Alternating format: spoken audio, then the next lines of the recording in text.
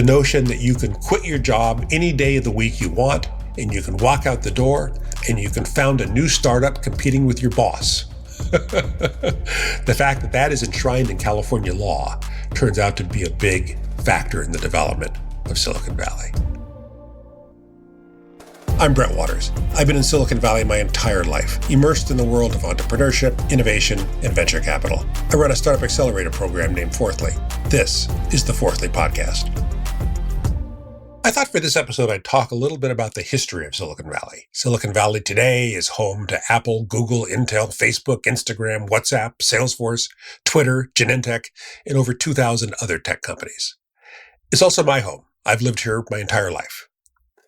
It's pretty remarkable that this one valley in California is such a global hub of entrepreneurship and innovation.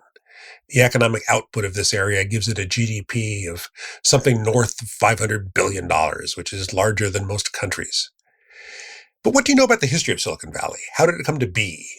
How did the sleepy agricultural valley that I grew up in become the global hub of entrepreneurship that it is today? Well, the story really starts with the entrepreneurs of 1849. And as you may know, 1849 is when gold was discovered in California, and the world rushed in. The population of San Francisco went from 1,000 people to 25,000 people in less than 2 years, as people from the eastern United States, from the Midwestern United States, and from all over the world traveled to California in search of opportunity. And those 49ers, as they were called, the people who came in 1849, were known as hardworking, resourceful entrepreneurs. They traveled thousands of miles to get to California, where they mined for gold, they built stores, they launched businesses, and they created jobs. And one of those 49ers, one of those guys who came in 1849, was a guy named Leland Stanford. And Leland Stanford, like a lot of entrepreneurs, he tried and failed at a bunch of different things. He opened a general store for miners, and then he had a clothing store in Sacramento, and a few other things. But eventually he made a lot of money as a railroad entrepreneur. He co-founded the Central Pacific Railroad, and he ended up building the Transcontinental Railroad, the railroad that for the very first time connected the eastern United States with the western United States. There's a famous drawing of Leland Stanford hammering in the golden spike, the last spike that finally completed the train track that connected the eastern U.S. with the western U.S. A pretty big deal.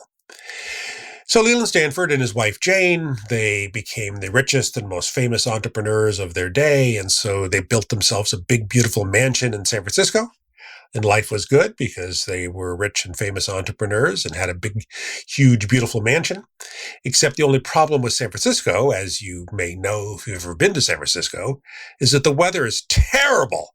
It's foggy, it's windy, it's cold, it's miserable, especially during the summer. San Francisco's summers are notoriously cold. And so Jane and Leland Stanford, they started looking at maybe buying some land where the weather was a little better. And they ended up buying 8,000 acres of land down in Santa Clara Valley. It's about 30, 40 miles south of San Francisco. And now life was really good because they were rich and famous entrepreneurs and they lived somewhere that had decent weather. Until one day tragedy struck, and their only child, Leland Stanford Jr., died at the age of 15. And Jane and Leland Stanford decided, in their grief, that they would launch a new venture in their son's memory on the land that they owned in Santa Clara Valley. And today we probably would call it an innovative startup. Maybe even we'd call it a disruptive new startup. Because what they launched on their land in Santa Clara County was a new university named for their son. And it says in the founding documents that this would be a university that would fit the graduate for some useful pursuit at a time when most of the East Coast universities focused on literature and art and poetry and that sort of thing. They said, our new university is going to teach useful things. And that it was going to be a university that would prohibit religious instruction.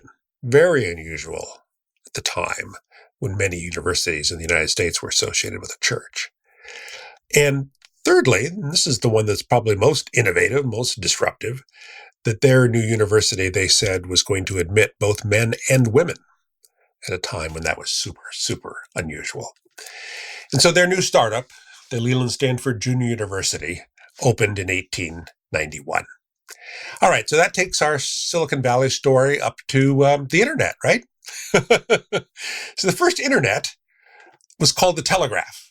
The telegraph was the most revolutionary technology of the 19th century, because over these wires, which you could string up on poles and run across the country, over these wires, you could communicate between towns and cities all over the United States using Morse code, using this system of dots and dashes over these lines. The telegraph was able to send communications hundreds or thousands of miles. It was a really big deal.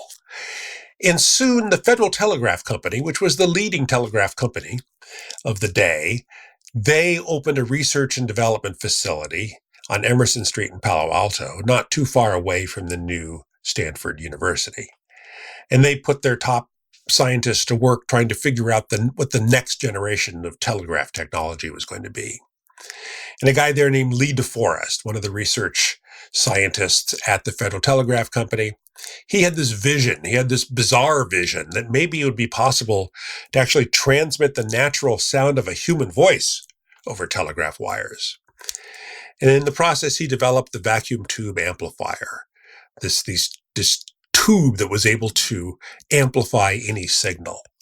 And his vacuum tube amplifier, Lee DeForest's vacuum tube amplifier, was demonstrated at the 1915 World's Fair in San Francisco as the very first transcontinental phone call was placed. It's a pretty big deal that the fact that suddenly the natural sound of a human voice in San Francisco could be heard in New York, thanks to Lee DeForest's vacuum tube amplifiers. And so these vacuum tube amplifiers, they kind of drove the development of everything for the next half century. They drove the development of radio, television, radar, sound recording, long-distance phone networks, home entertainment systems, and much, much more. In fact, a guy on Green Street in San Francisco, a 21-year-old guy named Philo Farnsworth. He was called the genius of Green Street. He developed television in San Francisco using Lee DeForest's vacuum tube amplifiers. Now, what these vacuum tube amplifiers did is they controlled the flow of electrons, and so the field of study around them became known as electronics. And a guy named Fred Terman, who was the dean of the Stanford School of Engineering, he established a course of study at Stanford in this new field of electronics.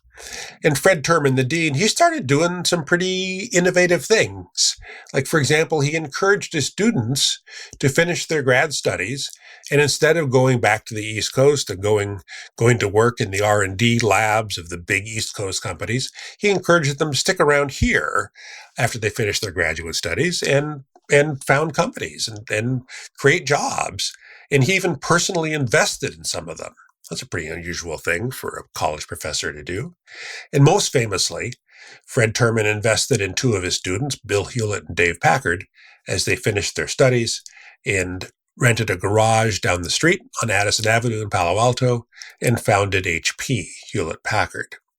The garage is still there, so next time you come visit Palo Alto, you can see the original HP garage. So Bill Hewlett and Dave Packard, their very first product was an oscilloscope. And they were kind of worried about the fact that they were a brand new company. They had no customers. They only had one product, so they were kind of worried that they wouldn't seem legit.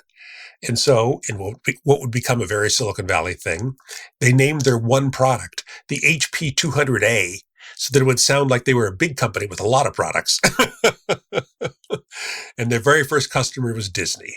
Disney bought 8 of their oscilloscopes from them at $71 each, which launched Hewlett-Packard HP.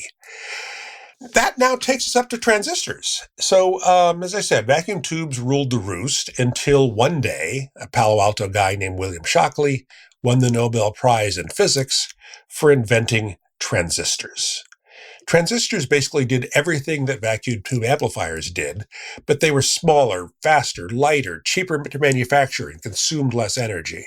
And almost overnight, vacuum tubes became obsolete, and everything switched over to transistors. And so William Shockley, he decided he was going to found a new startup for himself to make these transistors. So he founded Shockley Semiconductor on San Antonio Road in Mountain View, which is the next town south of Palo Alto. And he hired all the top scientists, all the top research engineers to work at Shockley Semiconductor. And, by all accounts, again, this would become a really Silicon Valley thing. By all accounts, William Shockley was a brilliant technology guy and a terrible manager.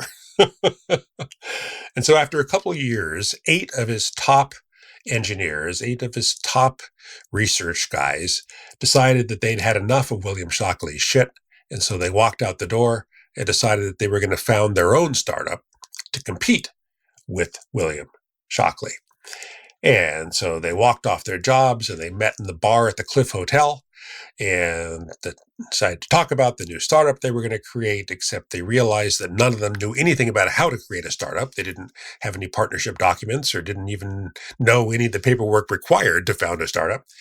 So they pulled a dollar bill from their pocket and they all signed that dollar bill as a way of documenting their commitment to each other as co-founders of a new startup.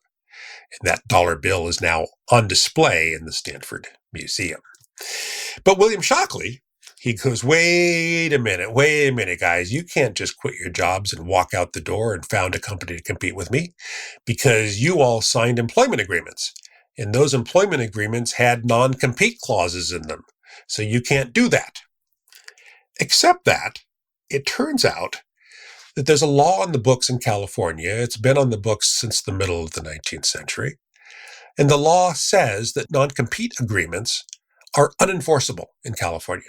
It says, and I quote, "Every contract by which anyone is restrained from engaging in a lawful profession, trade, or business of any kind is to that extent void." This ends up being a really big factor in the development of Silicon Valley. The fact that non-compete clauses are unenforceable in California. It's a very rare thing in the United States that in California, non-competes are unenforceable. And the fact that in California, it is enshrined in law, the notion that you can quit your job any day of the week you want, and you can walk out the door, and you can found a new startup competing with your boss. The fact that that is enshrined in California law turns out to be a big factor in the development of Silicon Valley. And so these eight guys who quit their jobs at Shockley Semiconductor to found a new company, they would be called the Traitorous Eight, because the way in which they walked away from William Shockley like traitors and created a new startup. They founded Fairchild Semiconductor on Charleston Road in Palo Alto.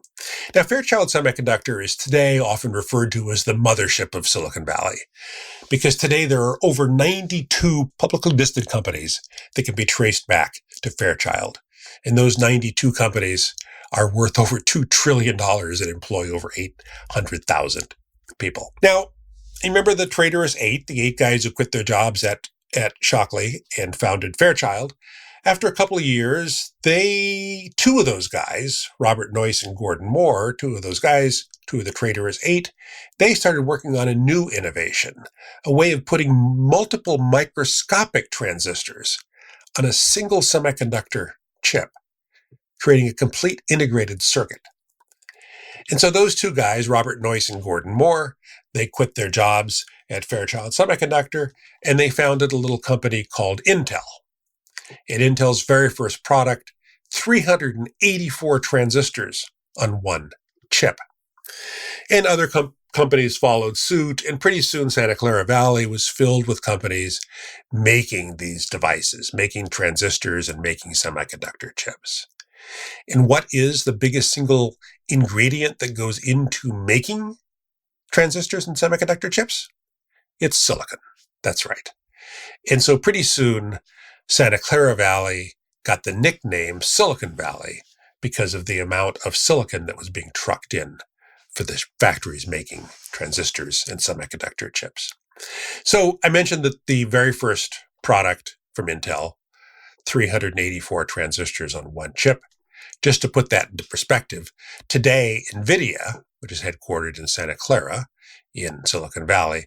Today, NVIDIA makes chips with 54 billion transistors on them. All right, so no story of the history of Silicon Valley would be complete without talking about the money. So you remember the Traitorous Eight, the 8 guys who quit their jobs at Shockley Semiconductor, and they founded Fairchild Semiconductor, and then 2 of them left and founded Intel. Well, one of them, a guy named Eugene Kleiner, he eventually decided that he'd made enough money at Fairchild. They had a very successful IPO, so he decided he'd made enough money that he was going to leave Fairchild, and he was going to spend the rest of his career helping other entrepreneurs and investing in other entrepreneurs. And so he leased some office space up on Sand Hill Road in Menlo Park, and he established Kleiner Perkins, the first, what today we would call a venture capital firm. And Kleiner Perkins, founded by Eugene Kleiner, one of the Traitorous Eight, who then went on to found Fairchild. Eugene Kleiner and Kleiner Perkins went on to fund Amazon, Google, Skype, AOL, Spotify, Slack, DocuSign, Electronic Arts, Genentech, Intuit, Lotus, Macromedia, Netscape, Sun Microsystems, Segway, Tandem Computers, and many, many more. And today, of course, Sand Hill Road, this one street in Menlo Park, has a higher density of venture capital firms than anywhere else in the world. All right, so now we are up to the personal computer. So one day there was a high school kid named Steve Jobs, 16 years old. He called up Bill Hewlett, the co-founder of HP. He was able to get a hold of Bill Hewlett's phone number because it was still in the public phone book in Palo Alto back in those days. And so he called up Bill Hewlett, the co-founder of HP, and he said, Hi, my name is Steve Jobs. I'm 16 years old. I'm in high school. I'm trying to build a frequency counter for a school project, and I wonder whether or not you have any spare parts that I could borrow for my frequency counter. And Bill Hewlett was so impressed with this young man's initiative that he not only gave him the spare parts for his frequency counter, he also gave him a job that summer on the HP assembly line. So Steve Jobs, as a high schooler, was able to get a summer job working on the HP assembly line. And then that Steve and another guy named Steve, a couple of years later, they founded their new company called Apple. And their very first product, the Apple I, was a single card filled with semiconductor chips that could form an entire computer running on one card filled with semiconductor chips. And then all kinds of other personal computers followed. And suddenly Santa Clara Valley, now being called Silicon Valley, was filled with companies making personal computers. There's Apple, there was SGI, there was Sun Microsystems, there were all kinds of different personal computer companies. All right, so that takes us up to the internet as we know it today. And the internet as we know it today, you probably know this, was originally formed as ARPANET. It was a Department of Defense, the United States Department of Defense project called ARPANET. And it was a project to connect all of the different computers at military installations around the country and research universities and other institutions doing work for the military. And the entire design of ARPANET was that it was to be a distributed network, a decentralized network, so that a nuclear attack on one part of the United States would not bring down the communication between all the different military installations and research installations. And, worked pretty well as long as you were one of those installations that had a computer that talked the same language as all the other installations on that network. There was no way for a computer talking a different language on a different network to be able to connect to ARPANET. So there were some scientists at SRI, Stanford Research Institute, who were trying to work out a way to have a protocol that would allow computers on different networks talking different languages to be able to talk to ARPANET. And this group of scientists, they were working on it. They couldn't quite figure it out.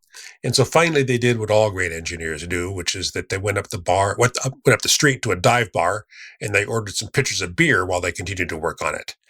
And finally, they figured it out. Finally, they developed what they called an internet protocol, a protocol that would allow communications between networks and between languages.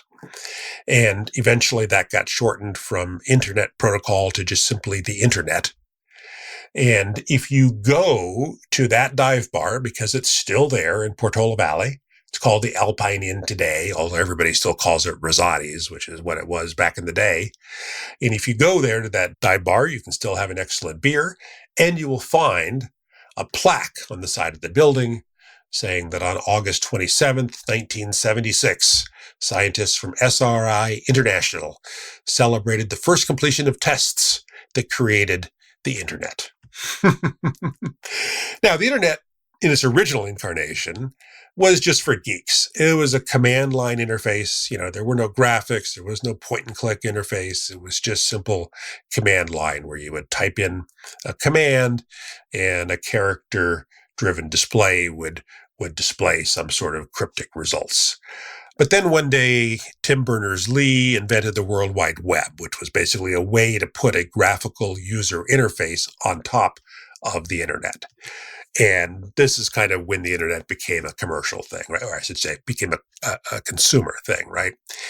And Mark Andreessen, who was a college student at the time, he developed the web browser. He developed an open source web browser called Mosaic. And then he and a professor at Stanford, Jim Clark, then took that and they co-founded a company called Netscape to produce the first commercial web browser. Netscape had its IPO in 1995. The stock more than doubled on the first day, $3 billion market cap on day one, and the internet gold rush was on. And those heady years, the dot-com boom from 1995 to 2000, were extraordinary. I was around then. I founded a company during that time. It was ridiculously easy to raise venture capital during the dot-com boom. But then the dot-com bust happened. In April of 2000, the NASDAQ stock market collapsed and the dot-com bust happened, and it was really, really ugly. I know people who lost 90% of their net worth in the years 2000 and 2001. So this kind of segues into a discussion about Google. And I'll tell you why. One of the reasons that Google exists today is that they were able to raise a large round of funding just before the market collapsed, which was excellent timing for them. So two guys, they were grad students at Stanford, Larry and Sergey. So Larry and Sergey, two grad students at Stanford, they developed a more powerful way of searching for documents within the university. And their search engine for searching documents within the university, it ran at google.stanford.edu, launched in 1996. And it was pretty amazing because for the first time, you could be at the law school and you could search through documents over at the business school, or you could be over at the School of Engineering and you could search through documents over at the School of Medicine. This search engine running at google.stanford.edu was a really, really big deal. And so Larry and Sergey eventually decided to spin it off into a separate company. And so they spun off Google into a separate company. And you remember the traitorous eight who quit their jobs at Shockley Semiconductor and founded Fairchild Semiconductor. And then one of them, Eugene Kleiner, founded Kleiner Perkins. Well, Kleiner Perkins led the Series A investment, $25 million Series A investment in Google. And the fact that they closed that just before the dot-com bust turns out to be one of the reasons that Google survived and thrived. They had their IPO finally in 2004, market cap of $23 billion. Very, very successful IPO after the dot-com boom and bust. So no discussion of Silicon Valley history would be complete without talking about the PayPal Mafia, right? The 12 co-founders of PayPal. Now, today, you probably know the names Peter Thiel and Elon Musk. Peter Thiel and Elon Musk are probably the two most famous of the 12 co-founders of PayPal today. But there were 12 of them, and they founded PayPal, and 2 years later, they sold it for $1.5 billion. Now, if you found a company, and 2 years later, you sell it for $1.5 billion and split it 12 ways, that's a whole lot of money each. So those 12 guys, they could have retired at that point. They could have each bought their own island in the Caribbean, right? But instead, they chose to stick around and found or fund new companies. And many of the leading Silicon Valley companies of today were founded by or funded by the PayPal Mafia, the 12 co-founders of PayPal. Jawed Karim and Chad Hurley founded YouTube. Jeremy Stoppelman and Russell Simmons founded Yelp. David Sachs founded Yammer. Peter Thiel wrote the first check that launched Facebook. Reid Hoffman founded LinkedIn. Max Levchin founded Slide. Then he was VP engineering at Google. Then he founded Affirm. And Elon Musk, of course, founded SpaceX, funded Tesla, and the Boring Company. So an interesting twist in Silicon Valley history is that one building on University Avenue in Palo Alto, 165 University Avenue, it's still there. 165 University Avenue in Palo Alto was the first home of PayPal, and it was the first home of Google. Now, if you go there today, you will see there's a fancy tea company on the bottom, 165 University Avenue, and then some offices above. Those offices above were, as I said, the very first offices of PayPal. They were also the very first offices of Google. And if you're standing there and you turn just slightly to your right, you will see the very first Facebook office. So I call this the $1 trillion corner in downtown Palo Alto, 165 University Avenue. So Facebook, you all know the story of Facebook. And today, of course, Facebook owns Instagram and WhatsApp and pretty much rules the roost. So the very first time I gave my little presentation on the history of Silicon Valley at Stanford University, a young woman in the front row, after I was done with my presentation, she raised her hand and she said, "Well, that was a very nice slideshow about old white men." And she is, of course, right that the history of Silicon Valley is definitely heavy on white men. But I want to talk just a little bit about the fact that I think that Silicon Valley today is a pretty diverse place. And if you look at this, there's a picture of the first 35 Google employees standing in front of that building at 165 University Avenue in Palo Alto. And if you look at that photo of the first 35 Google employees, you will see that 14 of them are women. It's actually a remarkably high percentage, especially for an engineering-driven company, that it was nearly half women, not quite, but 14 out of 35. And Google was the first company that I was aware of that really placed an emphasis on gender parity in its hiring. And many of those women who were amongst the original 35 Google employees have gone on now to positions of great power and influence in Silicon Valley. Susan Wojcicki, the first marketing manager at Google, is now CEO of YouTube. Marissa Mayer, who was employee number 20 at Google, joined as a coder, joined as an engineer writing code. She became CEO of Yahoo. She built a nursery next to her CEO office at Yahoo so that she could have her infant kid there with her. She sold Yahoo for $4.8 billion, and today Marissa is a very active angel investor in Silicon Valley. Sheryl Sandberg, of course, joined Google in 2001. She built out the entire advertising side of Google. And then she switched over and joined Facebook as COO and built out the entire advertising side of Facebook. Today, those two advertising platforms, Google and Facebook, Meta, control over 85% of the worldwide digital advertising market. Sheryl built both of them. So, and there are many others, of course, too. Diane Greene, who's CEO of VMware, kind of invented cloud computing. Carol Bartz, CEO of Autodesk, she developed the 3F principle, which is fail, fast, forward. It's a key part of innovation, is fail, fast, forward, developed by Carol Bartz. Sandy Lerner, the co-founder of Cisco, which is now a $50 billion company. Katrina Lake, founder of Stitch Fix, took Stitch Fix public at the age of 34. Eileen Lee founded the first VC firm focused specifically on women-run startups. And of course, Katie Hahn recently left Andreessen Horowitz and started her own venture capital firm, Hahn Ventures, with a $1.5 billion fund. So while it's true that the older history of Silicon Valley, very heavy on men, today there are many, many women in positions of power and authority and influence in Silicon Valley. Silicon Valley also today is a pretty ethnically and culturally diverse place. There are people from countries around the world, from cultures and ethnicities all over the world today. And in fact, it's worth noting that today the CEOs of Microsoft, Google, Adobe, and Twitter are all Indian-born immigrants. So as I said, it's certainly true. I'm very conscious of the fact that the older history of Silicon Valley, heavy on white men, but Silicon Valley today, super, super diverse place.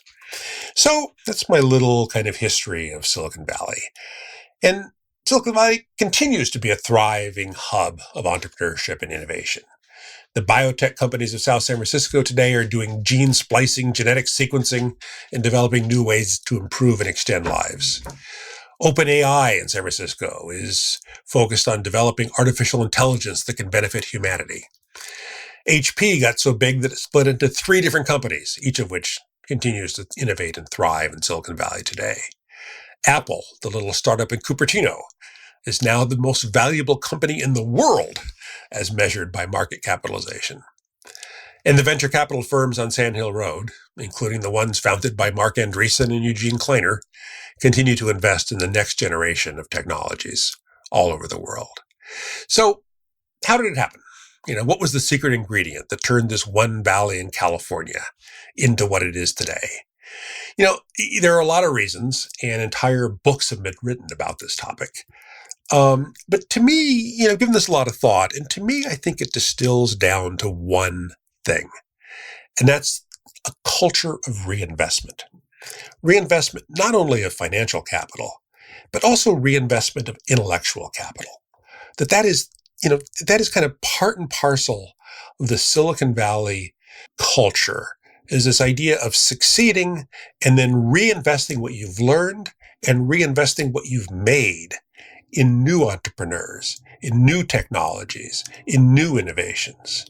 And it happened when Jane and Leland Stanford decided to take all of the money that they had made, the vast fortune that they had made as entrepreneurs, and reinvest it in creating a new university that would be open to all.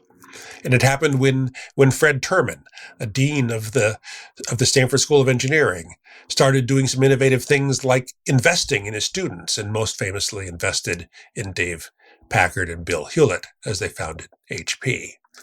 It happened when Eugene Kleiner, one of the traitorous 8, decided to spend the second half of his career in venture capital, coaching new entrepreneurs and investing in new entrepreneurs.